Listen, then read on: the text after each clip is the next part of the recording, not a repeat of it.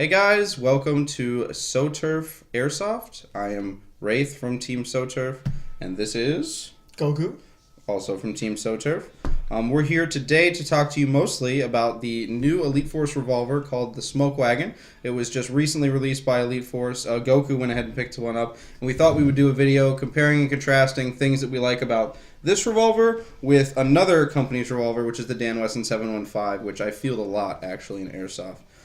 So first of all, Goku, if you just want to hold it up for the camera, sure. The Somkewagon itself is beautiful. This is what I like to call an American classic. It is modeled after a smaller, sized-down model of the Colt Peacemaker, 45 long Colt. Obviously, this isn't the 45 long Colt cylinder. But basically, how it works is it doesn't work like this modern-style revolver, where there is a cylinder release, which allows the cylinder to come to the side. That's a pretty modern thing when it comes to revolvers. This revolver has a fixed cylinder and then a slot right there, which you open. Could you show the camera a little closer?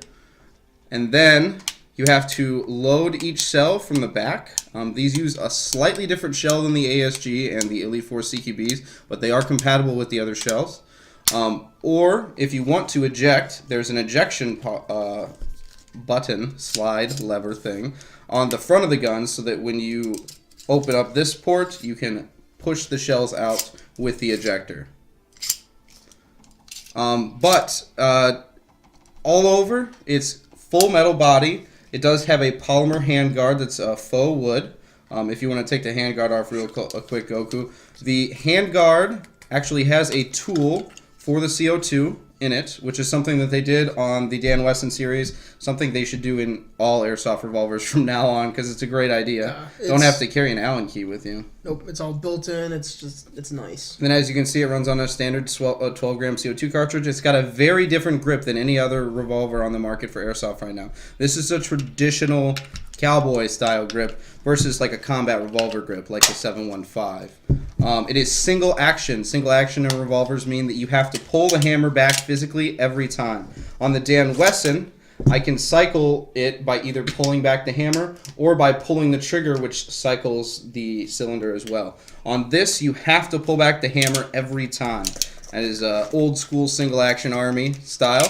It's very cool because the trigger pull is actually really nice, but for speed built, like actually shooting from the trigger speed, it's not built for that. What it is built for is fanning the hammer. I'm sure many of you guys have seen that. Now, I won't say that we necessarily recommend this. It is hard on your airsoft gun, just like slam firing an airsoft shotgun is hard on your shotgun. There's more room for errors to happen or for you to accidentally break something if you're fanning the hammer. There is definitely the cool factor associated with it. And like let's say you're trained in cowboy action shooting and you're used to doing stuff like that, go for it. Just know that if you're practicing it, be very gentle with the revolver. You don't want to accidentally break something and then ruin your nice new Elite Force gun. But overall, it's a very solid gun. It comes in right at around $140, which is a great price point. Goku, what have you thought about it so far? Have you fielded it? Yeah, so I fielded it for one day at the Airsoft Arena. Okay. Just as a secondary. Okay. But no, like you said, I mean, it has a really good weight to it. It's comfortable to hold, and just it's a nice quick draw to just the quick pop shot real quick. Yeah, what do you think about the sights? Because this uses an old style what's called a blade sight. So there's basically a piece that's carved out here on the back of the cylinder, or the piece of metal that holds the cylinder in place, and then there's a blade up front. So oftentimes people, when they're aiming, they don't bury the blade enough because it's supposed to be even with the rear sight blade or the rear notch. So sometimes people have some issues with aiming this thing. What was your experience with that? Honestly, I just kind of pointed and hoped I hit the person. Nice. That's totally fine. A lot of hit, like hip firing kind of stuff. But I mean, when I did go long range down sight, it wasn't too uncomfortable to try to sight in. And then carrying it in the holster. So this gun actually has it's in the half cock position right now, which is the safe position since it can't be fired from the half cock position with the hammer. But there is also, if you look on the bottom of the gun, there's a manual safety lever right there, which is a great addition for any airsoft gun, just in case you want to keep it in the holster and you really want to make sure it doesn't go off. That will, of course, take some time to disengage, but yeah, with the hammer pulled back, it comes back pretty far. And then when you want to, if you want to flip the safety off and put it in the half-cock position, that would be the safe position. Manual safe forward, and then half-cock position for safe. So that's something you probably have to get used to, but it's old school, definitely. Yeah, and I'm a big history person, so when I saw this, I was all over this. Yeah, like I said in the beginning of the video, it's a piece of American history for yeah. sure. And the name Somkewagon, for those of you who don't know, comes from the classic Western tombstone. If you haven't seen it, you need to go see it. That's definitely a required watch for any Western fans or cowboy fans for sure. So contrasting the new Somkewagon with the Dan Wesson 715. I have this nice holster for it. This is more of a modern combat revolver. What that means is you don't have this old style grip. You have the over-exaggerated Hogue style rubberized grip. I don't know. Let's measure the barrel size from this. Mine's just slightly longer, so yours is almost about the same. Yep. This obviously doesn't come any shorter than this length. Although whereas... a new version is going to be coming out called the Wild Card. That's going to be a limited series run, and that will have a I think 2-inch shorter barrel. It's shorter, and actually that one actually has a extended over-exaggerated hammer. Yeah. It's specifically made for banging that hammer. Nice. But yes. So this one, obviously, it's a little bit more versatile when it comes to being able to use double action or single action. The safety on this one's actually located right under the hammer, and it physically blocks the hammer from coming back. So that's, again, a more modern style thumb-located safety. It does have adjustable sights, which this one doesn't. And this one does have an adjustable hop-up, so it's easier to use heavier BBs or dial in heavier BBs on this. All that being said, and I've used this gun quite a few times, Trouble in Terrorist Town games, even if it's just a sidearm at the arena.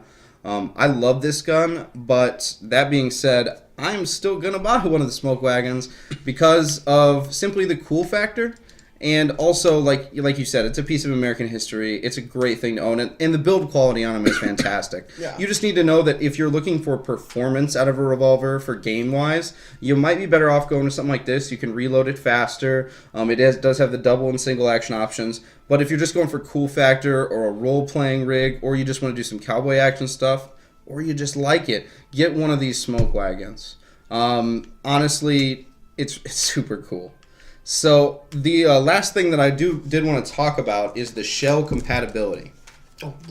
Yes, for the Somkewagon itself. ASG has 2 series of shells that work in the 715. They have the high-powered shell, which is the brown top, and the low-powered shell, which is the yellow top. The low-powered shells make the revolver shoot around 300 to 315. The high-powered, and I'm talking about the ASG right now, the high-powered makes it shoot right around 400. So obviously this would be like for target shooting.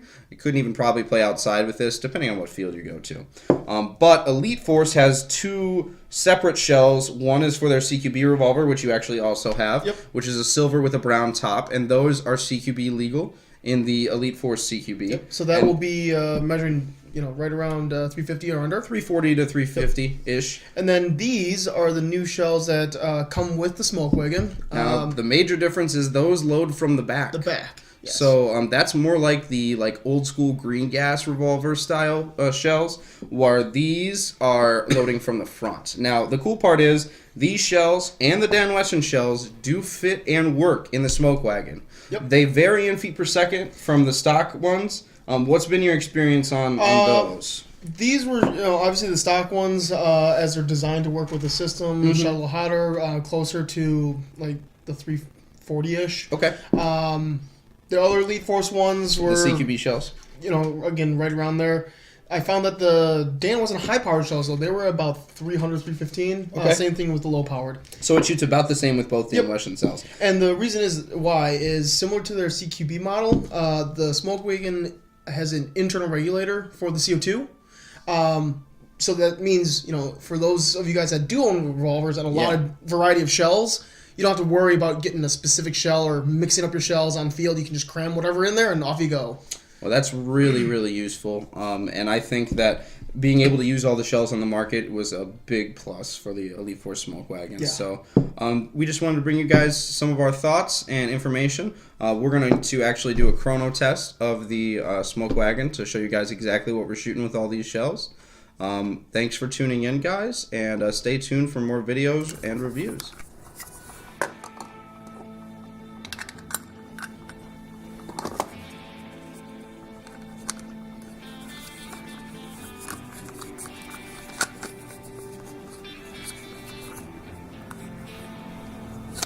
Somkewagon shell.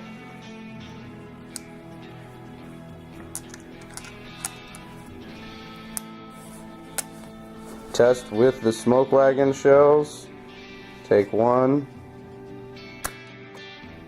306 on a full CO2. Elite Force CQB revolver shell with 0.2 gram BB. Good to go.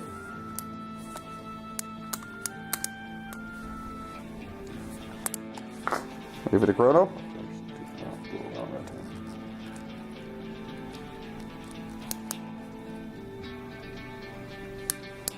There we go.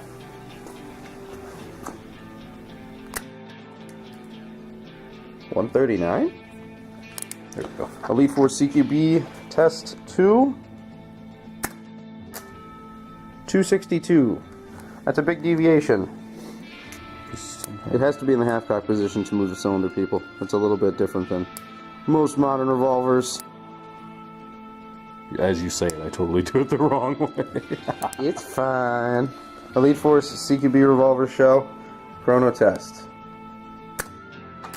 284, so just under 300. That's about what Ty said it was going to be at. Okay, this is the ASG Dan Wesson low-powered shell with the yellow top in the Elite Force Somkewagon. Go ahead, Ryan. Okay, chrono test. 165. Dan Wesson ASG low-powered shells, chrono test. 160, consistent. Dan Wesson ASG shells in the Elite Force Somkewagon, chrono test. Yep. 158 is the ASG Dan Wesson high-powered shell in the Elite Force Somkewagon revolver.